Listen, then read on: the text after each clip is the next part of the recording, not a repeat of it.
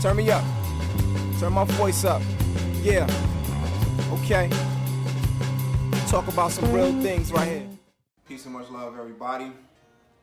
Welcome to another edition of Ishues Speaks. I am Ishues.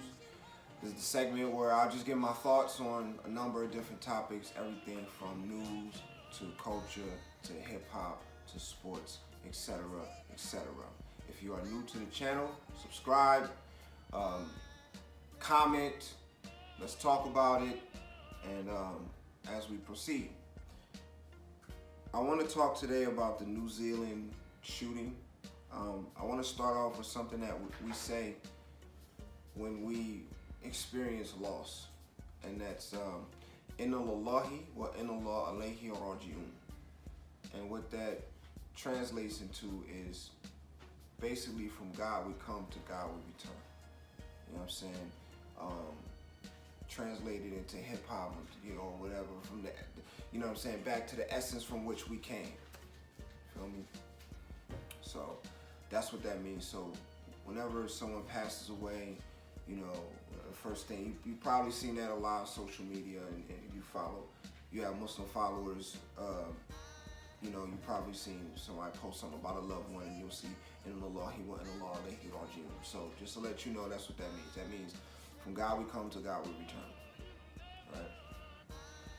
And so we start off with that first and foremost, and we pray that the families of the victims find strength in these trying times. It's always very painful. We lose someone, and not just people who lost people in the New Zealand attack, but people lose people every day, right? I have a friend of mine right now, he's just lost his aunt. You know, this is just a very trying time, you know what I'm saying? So, you know, we can all find space to pray for the next person, even though we may be going through our own trials and tribulations. So we make prayers for the victims of the New Zealand attack, the ones who lived and the ones who didn't, the people whose lives it affected, the nation, you know what I'm saying, and you know, we hope that they're able to move on and heal from this, and some sort of good can come from this very tragic thing.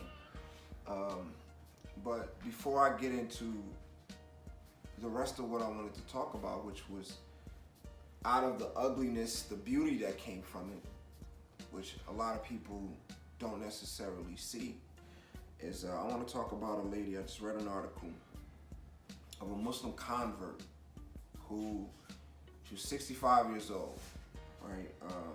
According to the article, I'll link the description at the bottom. You check it out for yourself.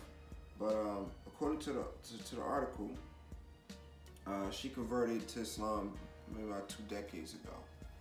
You know, so you know, she's 65, so she was in her 40s. You know what I'm saying? 45, something like that. You know what I mean?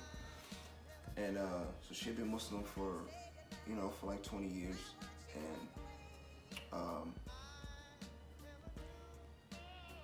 during the attack, she threw her body at the gunman to save however many people was there. She threw her body at the gunman. You know what I'm saying? And there was another lady, I don't have the information on her name. Somebody sent it to me on WhatsApp, and I erase my content. I mean, not my contacts, but my chats and stuff a lot, right? So I erase the information. If I get it back, I'll post the link on my page, right? But it was another lady who saw her husband, you know, getting fired on, and he was in a wheelchair, and she, you know, shielded him and sacrificed herself. He lived, she died, you know.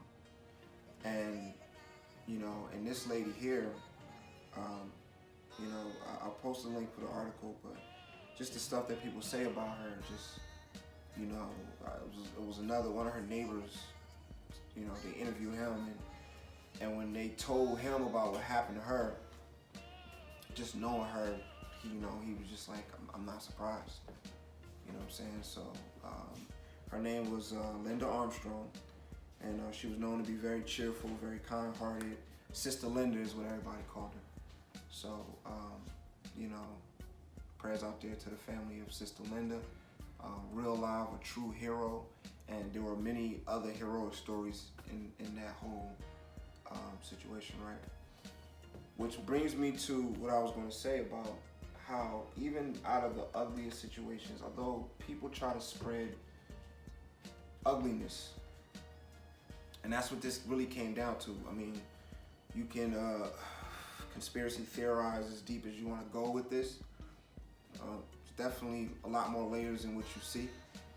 But at the end of it all, it's just ugliness. It's just people who are ugly themselves and want to spread ugliness as much as they can.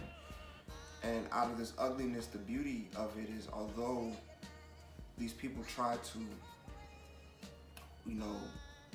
instill terror, you sent 49 people back to the essence from which they came as if they never lived. As if they were just born, newborns. As a newborn, everyone would want to go back to Allah as a newborn, go back to God as a newborn, go back to the essence from which you came, as if you have never lived. Or I can't say never lived, because all of your good deeds that you did is counting. Everything that you've ever done negative, gone. No tests and trials of the grave. To go back to Allah in that situation is something that all Muslims aspire to. We all are born to die. You know what I'm saying? Death is an eventuality. It's a part of life. It's a part of life, And we prepare ourselves for it, and we use it as a reminder that this world is just a bus stop. Everything here is made to die. Everything is disposable. You know what I'm saying? So that's an eventuality. That's what, that's part of the significance of Juma by itself. Which I'll make a whole nother video explaining that for those who don't. Like I said, leave comments, your thoughts or whatever, and we can talk about it, bring up different subject matter that I can make other videos about. But the bottom line is, those people were granted martyrdom, and the Arabic term for it is shaheed. They were all given the rank of shaheed. And the rank of shaheed during Juma, even if that happened on Monday, even if they were just in the mosque making Asr, making Maghrib, making, whatever, and they just ran in there and killed 49 people. Even being in the masjid by itself is still the rank of shaheed, but during Juma, Friday,